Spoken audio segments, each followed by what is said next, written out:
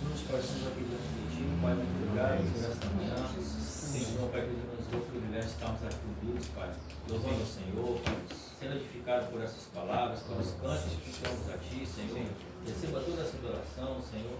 Muito obrigado por essa mensagem, Pai, que será pregada aqui agora, que seja, Pai, não somente edificando a nós aqui, Pai, mas também as pessoas, Pai, que acessaram o canal do Ellison. Em nome de Jesus Cristo, abençoa a vida do Ellison, que essa palavra seja direto do Senhor para os nossos corações, Pai. Muito obrigado por todas as vezes que o Senhor tem cuidado de nós e nos abençoado em momentos como esse. Em nome de Jesus Cristo, Senhor. A paz para todos nós. Eu já venho com essa palavra no meu espírito já há algum tempo.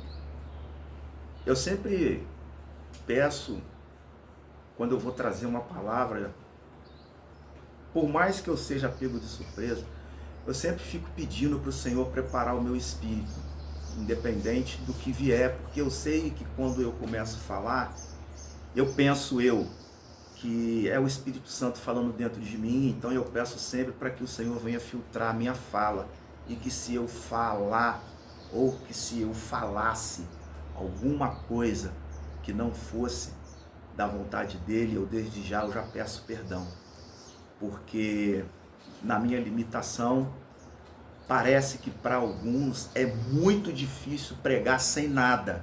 Eu sempre falo isso no canal porque já é um motivo de testemunho. Eu prego sem nada hoje. Antes eu tinha uma Bíblia, tenho até hoje várias anotações, e hoje eu sou uma pessoa limitada, mas eu nunca vou aceitar dizer que eu sou 100% limitado. Isso é derrota para mim e vitória para Satanás. Então ele está repreendido em nome de Jesus, porque enquanto eu viver, eu vou pregar. E enquanto eu viver, a minha fé não vai morrer. Então hoje eu tenho uma breve mensagem de um princípio, vou colocar assim, a minha mensagem hoje é de um princípio que outrora nasceu no coração de Deus. Antes da fundação do mundo, esse princípio, ele já estava e está no coração de Deus. Só que, devido às circunstâncias dos tempos até os nossos dias, resumindo esse princípio único, básico e exclusivo de Deus, esse princípio, ele foi perdendo o seu valor. Por que eu digo que esse princípio foi perdendo o seu valor? Não que esse princípio não tivesse valor, mas ele foi perdendo o seu valor devido à multiplicação da humanidade. Só que a humanidade, muitos não quiseram assumir esse princípio dentro dele ou dentro dela. E Deus, ele não desistiu que esse princípio fosse banido da terra. Por quê? Por causa da sua misericórdia. Pois a misericórdia do Senhor é a causa de nós não sermos consumidos. Vai passar o céu e a terra, mas as minhas palavras não hão de passar. E dentro desta palavra está esse princípio que eu vou tentar trazer para nós hoje.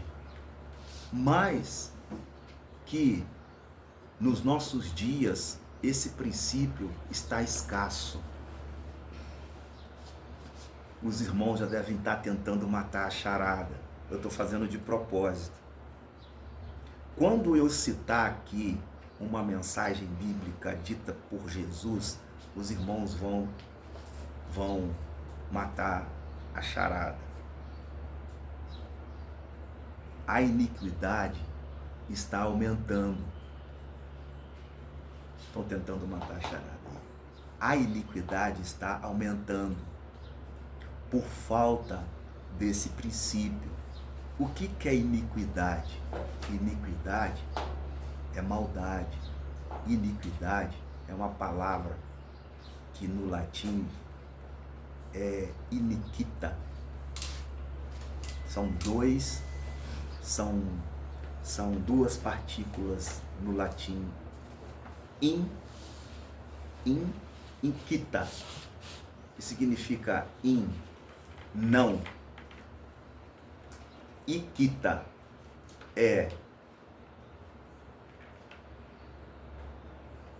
deixa eu tentar lembrar. Quita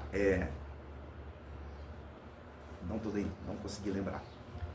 É um outro prefixo que indica que a iniquidade é a maldade, é a expressão de praticar o mal, é o ato de desobedecer os frutos benéficos de Deus na terra.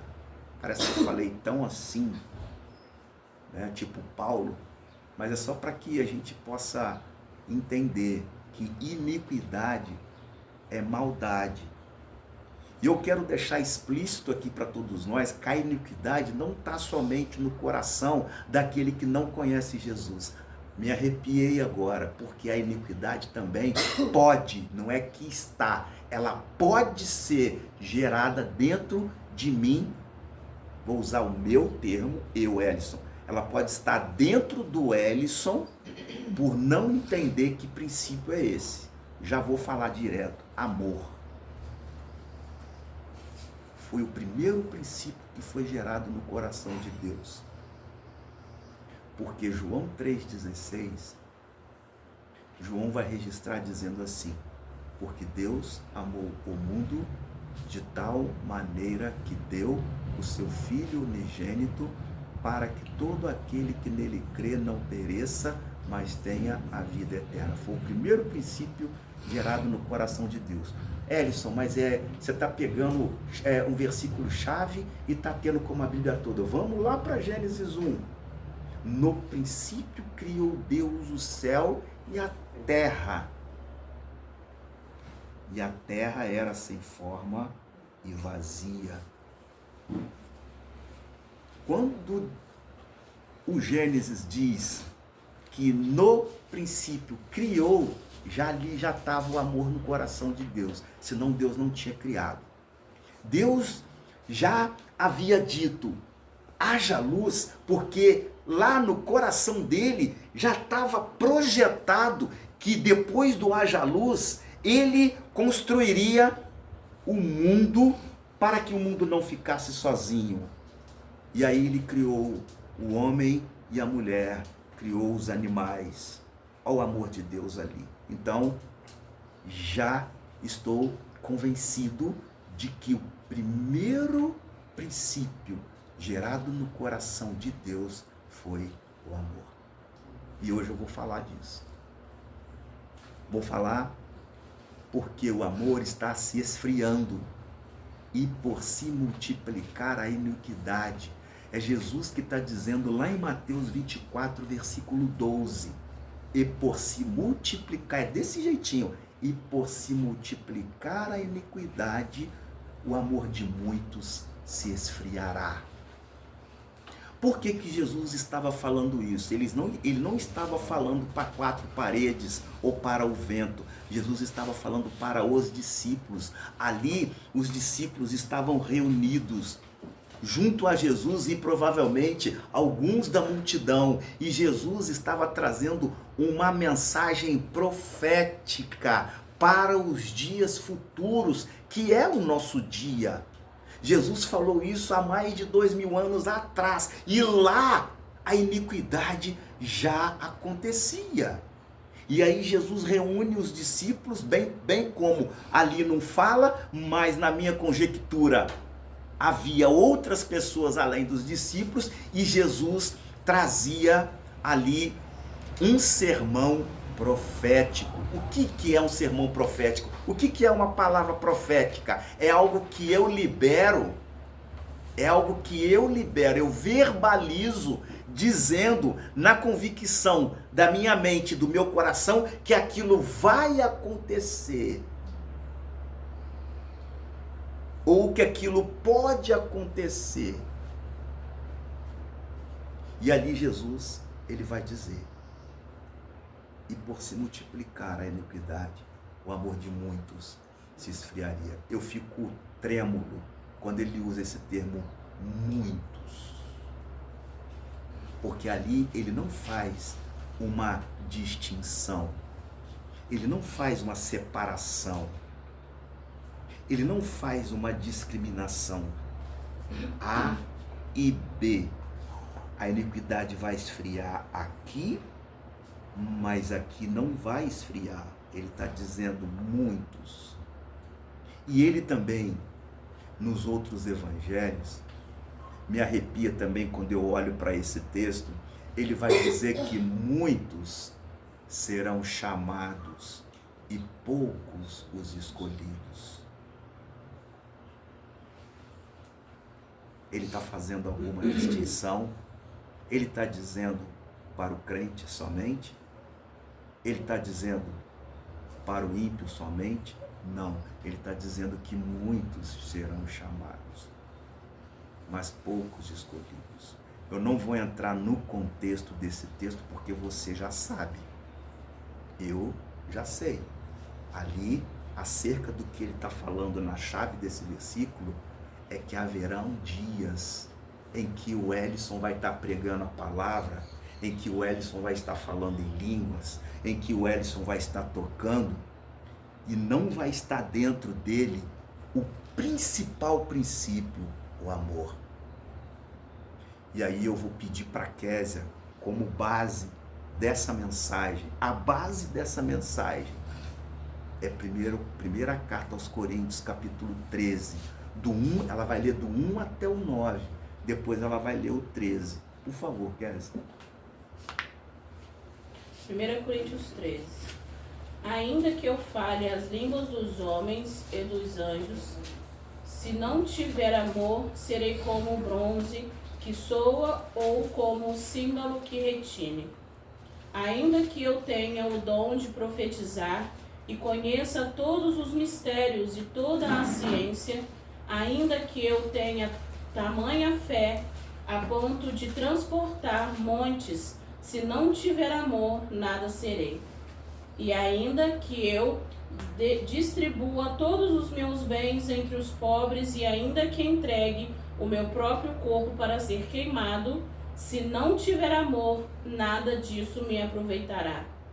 O amor é paciente, é benigno, o amor não arde em ciúmes, não se ufuna, não se ensoberbece, não se conduz inconvenientemente, não procura os seus interesses, não se exaspera, não se ressente do mal, não se alegra com a injustiça, mas regozija-se com a verdade. Tudo sofre, tudo crê, tudo espera, tudo suporta. O amor jamais acaba, mas havendo profecias desaparecerão, havendo línguas cessarão, havendo ciência passará, porque em parte conhecemos e em parte profetizamos. Por favor, lê o versículo 13. Agora, pois, permanecem a fé, a esperança e o amor. Estes três, porém, o maior destes é o amor. Eu não citei o versículo 10 até o 12, 10, 12, são 3 versículos, porque ali está trazendo o resumo de tudo. Porque, na verdade, na medida que eu fui meditando nesse 1 Coríntios capítulo 13, eu fui chegando, o Espírito Santo foi me levando a chegar à conclusão que o apóstolo Paulo aqui, nesse capítulo, ele está mencionando um dos tipos de amor. Existe o amor de Deus, o amor sentimental, que é o amor entre duas pessoas que se apaixonam, e existe o amor entre eu, a minha esposa e as minhas filhas. Beleza? O primeiro amor é ágape, no grego, amor de Deus. O segundo amor que eu falei é eros, é o sentimento que eu tenho por uma pessoa. E o terceiro amor que eu citei aqui, entre eu e a minha esposa e as minhas filhas, é o amor filéus ou filia no grego. Então a Bíblia vai tratar de Gênesis a Apocalipse, ela vai falar desses três tipos de amor. Só que nós vamos ficar só com o primeiro, que é o amor de Deus, ágape. E Paulo está mencionando aqui nesse capítulo 13 esse amor, ágape, que no qual é um amor incomparável a qualquer tipo de amor que qualquer pessoa possa imaginar na face dessa terra. Saiu do amor de Deus, entrou outro tipo de amor, eu já tenho que ficar em dúvida. Porque esse amor aqui não é verdadeiro, mas esse é. Então, quando Deus criou o mundo, ele criou em cima desse amor, e esse amor ele transmitiu para a humanidade através de João 3,16.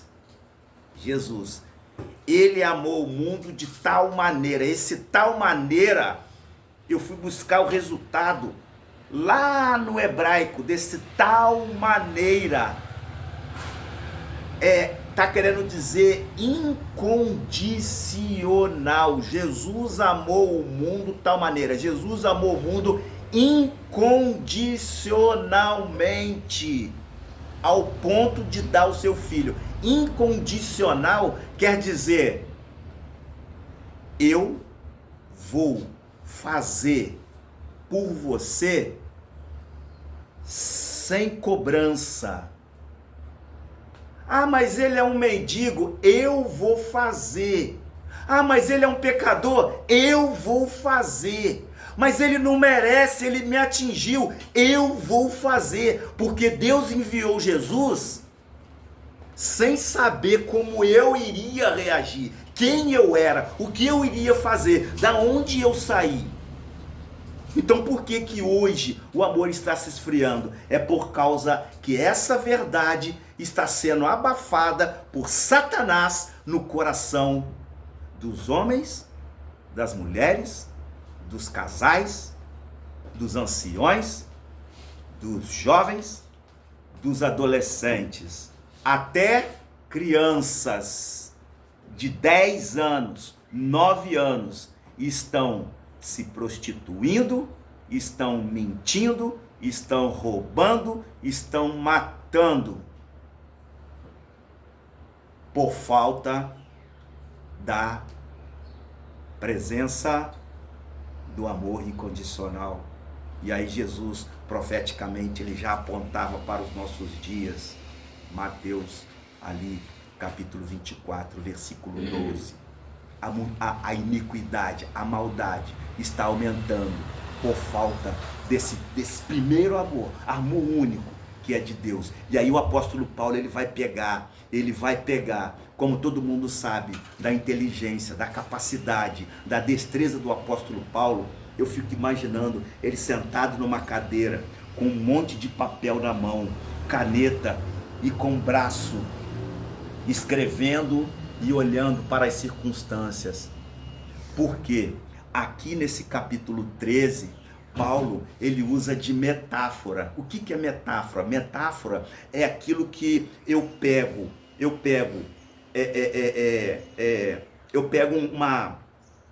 aquilo que eu pego como exemplo para figurar algo que é muito muito além da minha capacidade de raciocinar, pensar e saber que aquilo é acima de tudo. Aí Paulo vai começar falando, ainda que eu falasse a língua dos homens e dos anjos e não tivesse amor, seria como um metal que soa ou um símbolo que retine. Em outras versões está sino. Por que Paulo usa essa metáfora? A metáfora é do 1 até o 13. Ele usa metáforas. Ele usa o absurdo. Ele usa aquilo que o meu olho olha assim, caraca, não tem jeito. Aí ele vai pegar leve. Ainda que eu falasse a língua dos homens, que línguas são essas? Idiomas, dialetos. Ainda que eu falasse americano, ainda que eu falasse inglês, ainda que eu falasse japonês, ainda que eu falasse coreano, ainda que eu falasse português, ainda que eu falasse a língua de toda a humanidade. E ainda que eu falasse a língua dos anjos,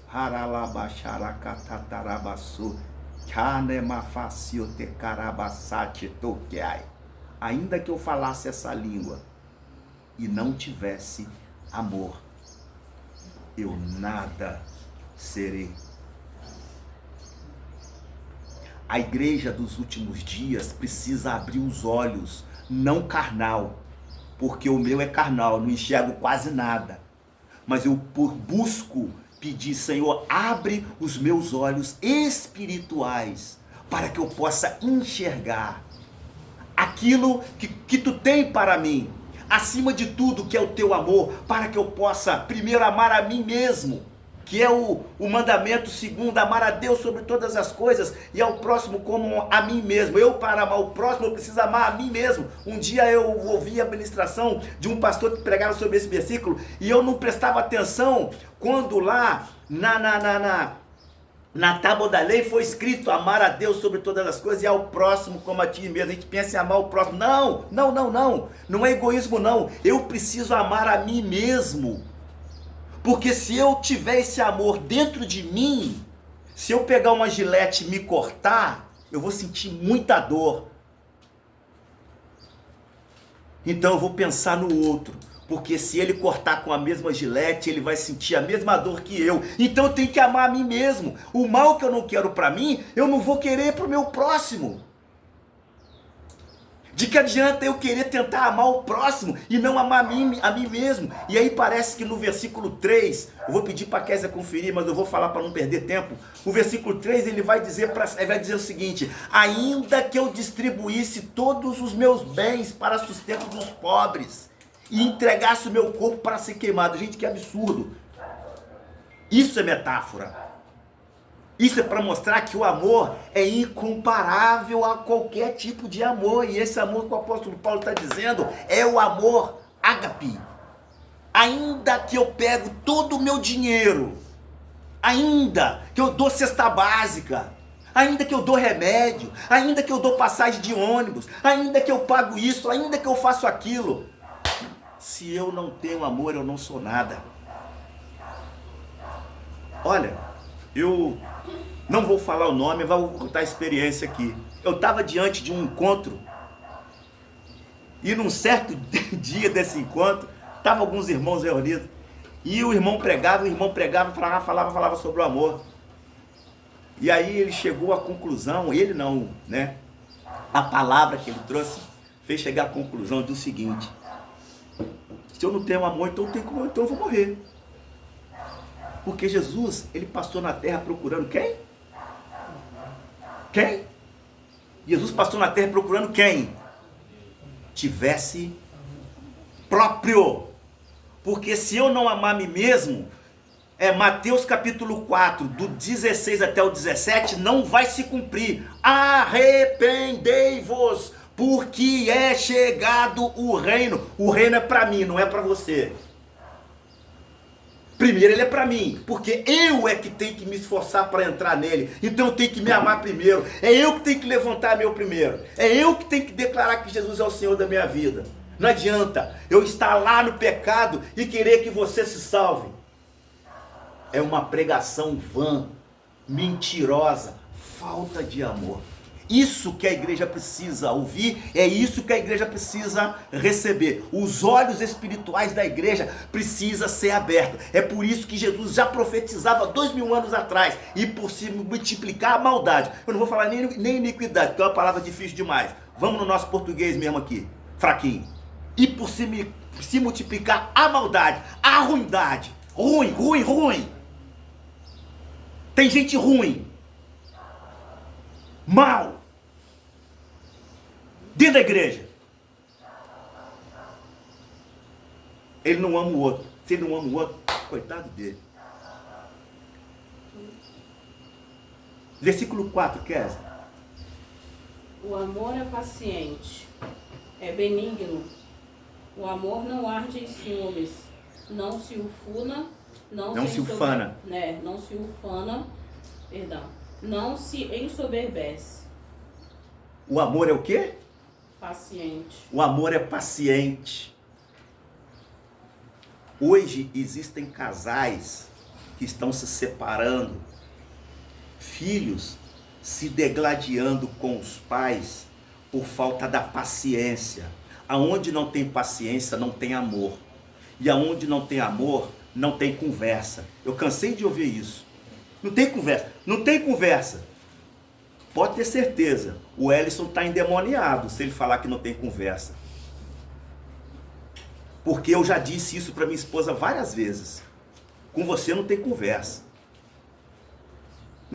Não tem conversa. Aonde eu expresso dessa maneira, não tem conversa, é porque não tem amor. Mas o camarada não prestava, eu tive que falar para ele que não tinha conversa porque ele estava me atacando com palavra. Nananina não. Jesus, ele amou o incondicional. Jesus amou a prostituta, Jesus amou a adúltera, Jesus amou lá o gadareno que estava com mais de uma legião de demônio, Jesus amou o homem da mão mirrada, Jesus amou aquela mulher do fluxo de sangue, 12 anos, ela nem poderia estar perto de Jesus. Olha só, vai cavucando. E aí eu canto aqui, somos teus pés. Se eu sou o pé de Jesus, eu tenho amor. Somos tuas mãos. Se eu sou as mãos de Jesus, eu tenho amor. Por quê? As mãos. Eu tenho meditado sobre as mãos. A mão na Bíblia, de Gênesis a Apocalipse, não fala tanto de mão. Mas eu vou falar de Gênesis a Apocalipse porque é costume da gente falar. De Gênesis a Apocalipse, a mão. Procura na Bíblia os estudos sobre a mão. A mão tem um poder sobrenatural. Aonde eu ponho a mão, acontece. Aonde eu ponho a mão, acontece. Por quê? Porque eu estou transmitindo uma energia, não é cósmica, é uma energia espiritual. Quando o povo estava prestes a atravessar o mar, o que Deus falou para Moisés? Moisés, estenda as mãos. Agora o cajado. Moisés, lá no monte, orando, porque o povo de Israel estava perdendo a batalha. Moisés levantou a mão.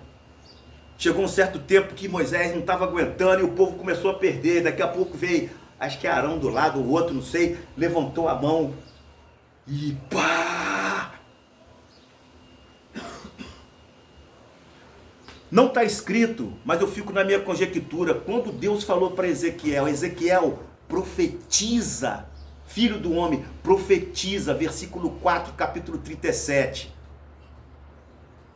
Eu tenho certeza que Ezequiel não falou assim, ó, ossos, levanta, de braço cruzado.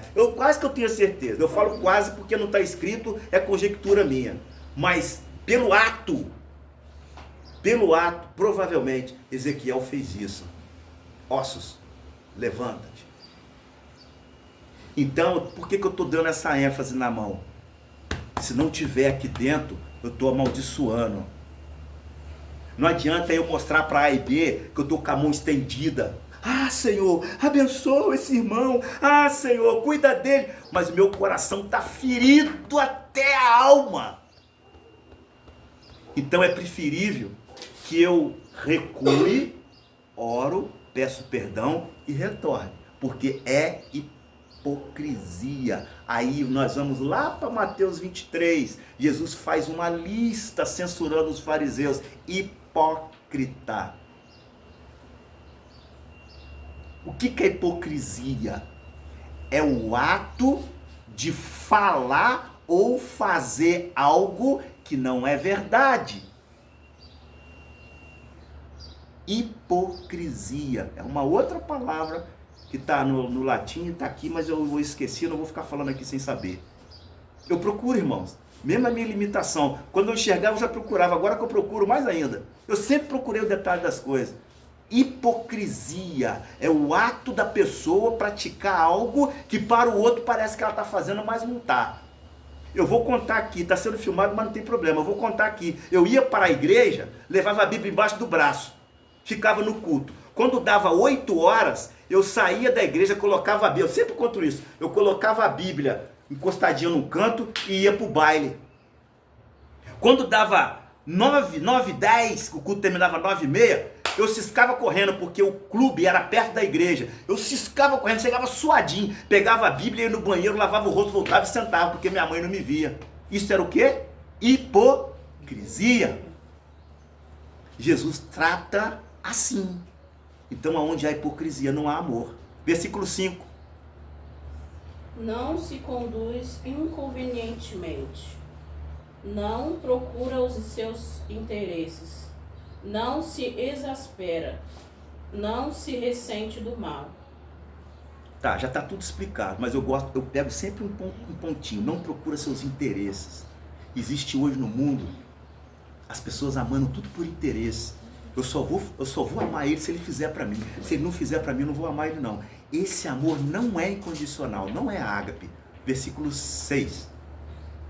Não se alegra com a injustiça, mas regozija-se com a verdade. Não se alegra com a injustiça, mas se alegra com a verdade. Não se alegra com a injustiça. O amor não é injusto. E quantas vezes eu já fui injustiçado? Quantas vezes você já não foi injustiçado sem ter tido feito nada? Versículo seguinte.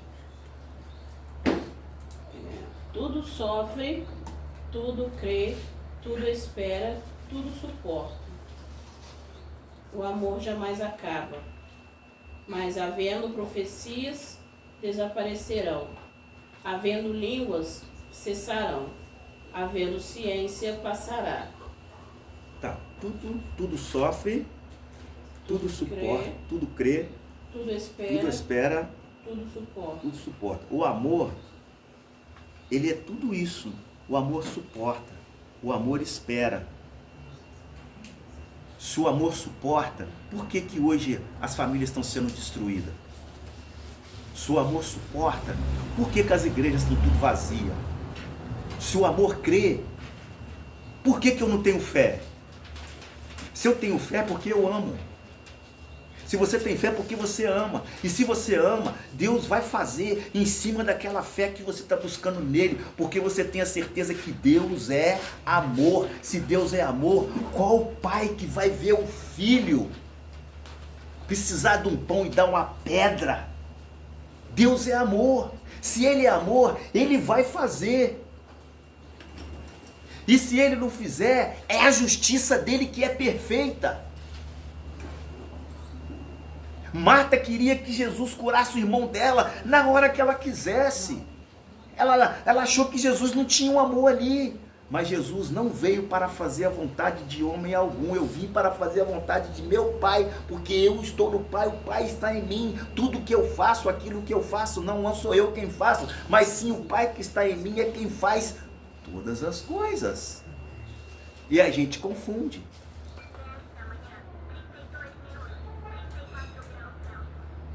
Lê o próximo. porque em parte conhecemos e em parte profetizamos. Quando, porém... Não, é só isso. Porque em parte conhecemos e em parte profetizamos. Né? Até o 9. Em partes conhecemos, em partes profetizamos. Até aqui, o apóstolo Paulo, ele faz essa análise da importância do amor, usando, como eu disse, assim, exemplos absurdos. E o amor, ele é além disso que a gente imagina. O que você está imaginando aí? O amor é mais do que isso. O que você está imaginando? O amor é mais do que isso. É por isso que Jesus dá ênfase na pregação, na mensagem profética. Vai multiplicar a maldade e o amor vai se esfriar. Olha, já estou indo para o final. Dentro do que Paulo disse acerca de 1 Coríntios 13, eu pego um exemplo de Mateus 27, do 1 ao 18. Eu fico com certos textos na minha cabeça que não tem como eu esquecer. Ali conta uma pequena história dos fariseus invejando Jesus, invejados por Jesus. E eles batem em Jesus, batem em Jesus, porque eles não podiam prender Jesus e nem matar, então eles bateram em Jesus, mas mesmo assim, o coração deles estava com tanta falta de amor, que eles levaram até Pilatos, o tetrarca de Roma, para ver o que Pilatos faria. E eles, por sinal, na minha conjectura, estavam, mata ele, porque ó, ele tá afligindo a lei lá dos nossos patriarcas lá, mata ele. E ele foi, levou ele até Pilatos, e Pilatos interrogou, Jesus falou, tu dizes, e Pilatos continuou interrogando Jesus, Jesus ficou quietinho, e aí o versículo 18 vai dizer, e percebeu Pilatos que por inveja o entregaram. E percebeu Pilatos que por inveja os fariseus entregaram ele até Jesus. Só que Pilatos lavou as mãos. Um amor inconveniente. Existem pessoas assim, de na hora de absorver ela viram as costas. Eu não vi não. Eu conheço não. Pedro fez isso com Jesus lá por um tempo. Vai me dizer que não existe isso nos nossos dias.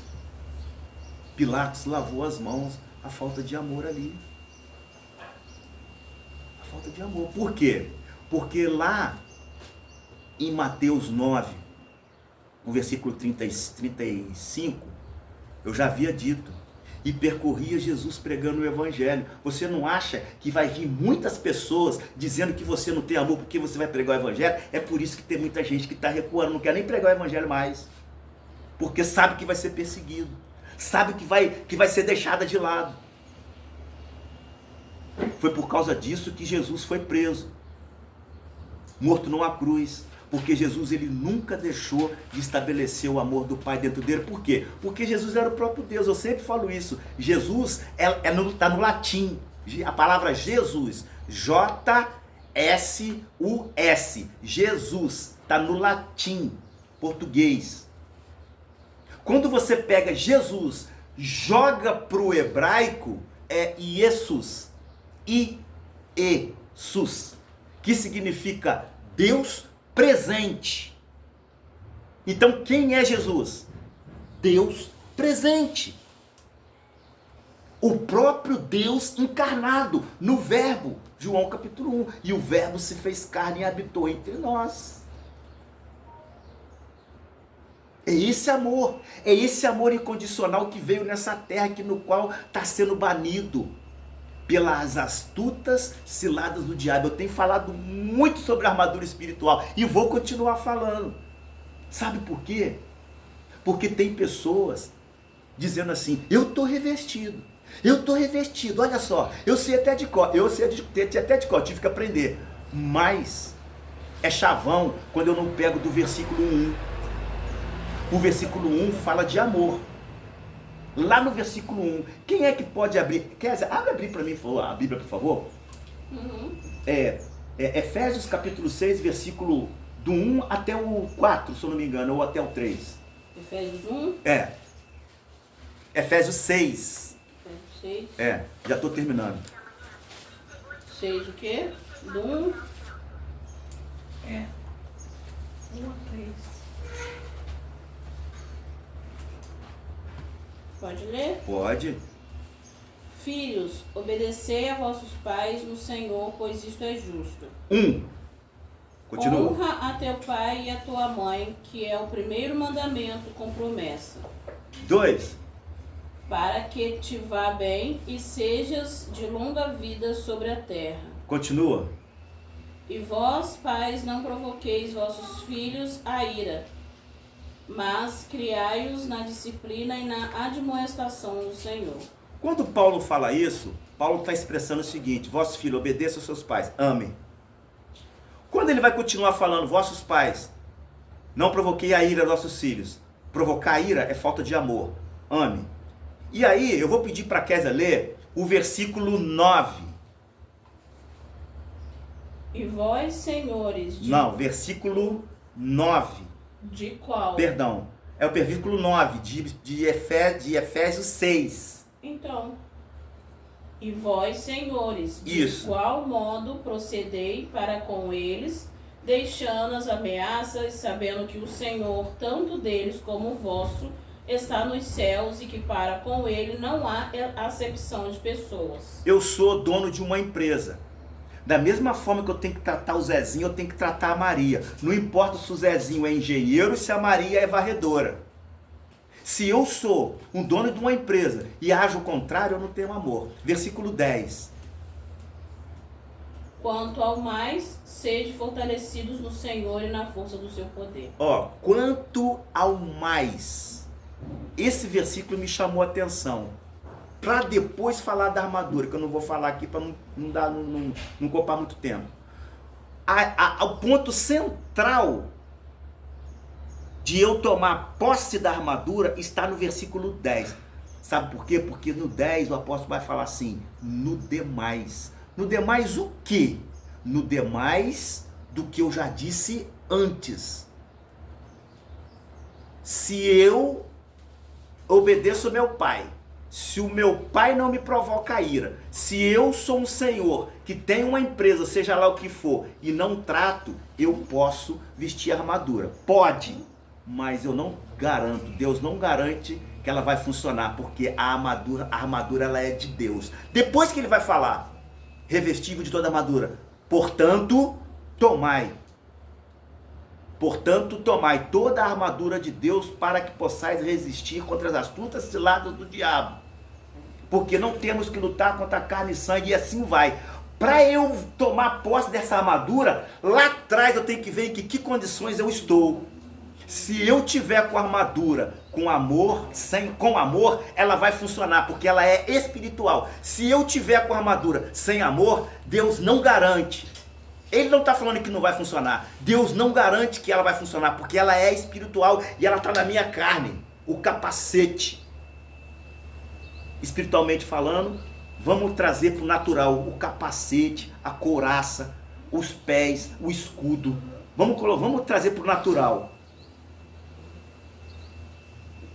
Para o espiritual não vai funcionar. Então, terminando, o amor, ele percorre a Bíblia inteira. Inteirinha. E eu, Ellison, tenho que ficar atento, porque senão a minha casa vai cair, a igreja vai acabar, não vai haver pregadores, não vai haver acertos, não vai haver humilhação. Queridos e queridas, não adianta eu tomar a ceia se eu não limpar o meu coração.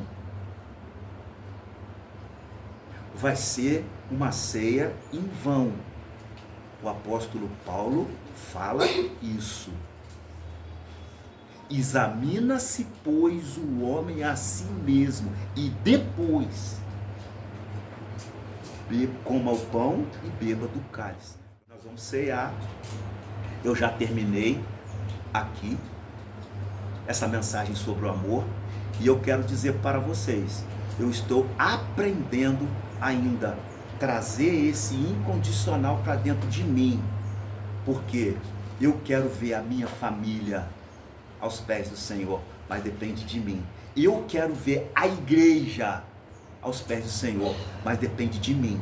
Não sei se depende de você, mas depende de mim. Por quê? Porque eu tenho que amar incondicionalmente. Eu tô certo? Tô, mas eu tenho que amar. Eu tô errado? Tô, mas eu tenho que me arrepender e amar, porque senão não tem como. Aquela palavra profética que Jesus deixou lá em Mateus 24, versículo 12, ela já está se cumprindo. Mas e por ela estar se cumprindo, não é pelo fato dela estar se cumprindo, eu tenho que deixar de amar, não.